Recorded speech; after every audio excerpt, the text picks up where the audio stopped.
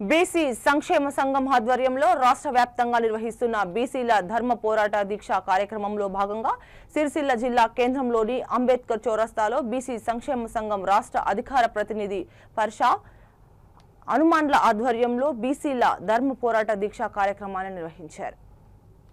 ఆయన మాట్లాడుతూ బీసీలకు విద్య, ఉద్యోగ, రాజకీయ రంగాల్లో 42% రిజర్వేషన్లను అమలు చేయాలని కోరుతూ ధర్మ పోరాట దీక్ష నిర్వహించాలని తెలిపారు. 42% రిజర్వేషన్లు అమలుకు అన్ని పార్టీలు చిత్తశుద్ధితో పోరాటం చేయాలని పర్షా హనుమాన్లా డిమాండ్ చేశారు.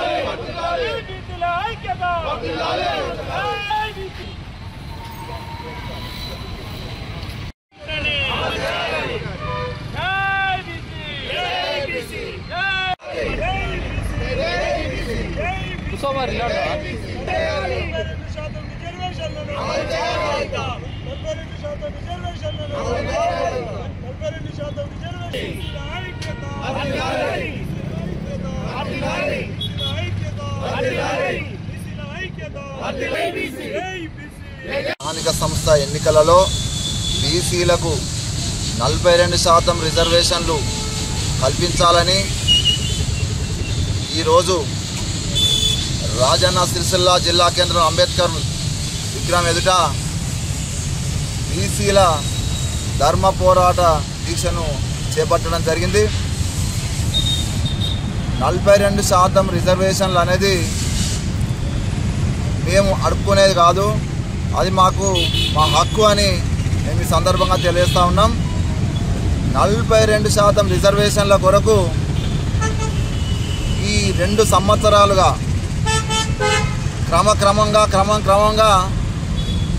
ఒక ఈ 42% రిజర్వేషన్ల ఉద్యమం అనేది విస్తృతమై మొన్నటి రాష్ట్ర వ్యాప్త బంద్ వరకు వెళ్ళింది. ఆ రాష్ట్ర వ్యాప్త బంద్ అనేది విజయవంతమైన విషయము మనందరికీ తెలిసిందే. అందులో రాష్ట్ర వ్యాప్త బంద్లో మా బీసీలకు సంబంధించిన ఈ అంశం పైన అధికార ప్రతిపక్ష పార్టీలను కూడా ఒక్కడి చేసి మాకు మద్దతు ప్రకటన స్టార్ట్ చేసినాం.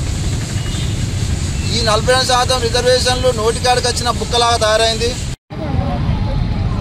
రాజన్న సిరిసిల్ల జిల్లా అంబేద్కర్ చౌరస్తాలో మరి ఏదైతే 42% రిజర్వేషన్ 9th కేంద్ర ప్రభుత్వం, రాష్ట్ర ప్రభుత్వం దీన్ని అమలు చేయాలని చెప్పి మరి బీసీ సంఘం ఆధ్వర్యంలో జూజల శ్రీనివాస్ అన్న, మరి పర్షా హనుమాన్ల అన్న ఆధ్వర్యంలో, మరి SC, ST, BC, minority JAC ఆధ్వర్యంలో ఈరోజు ధర్మదీక్ష పోరాటంలో భాగంగా రాయన్న సిరిసిల్ల నాడి పొట్టున మరి దీక్ష చేయడమైంది.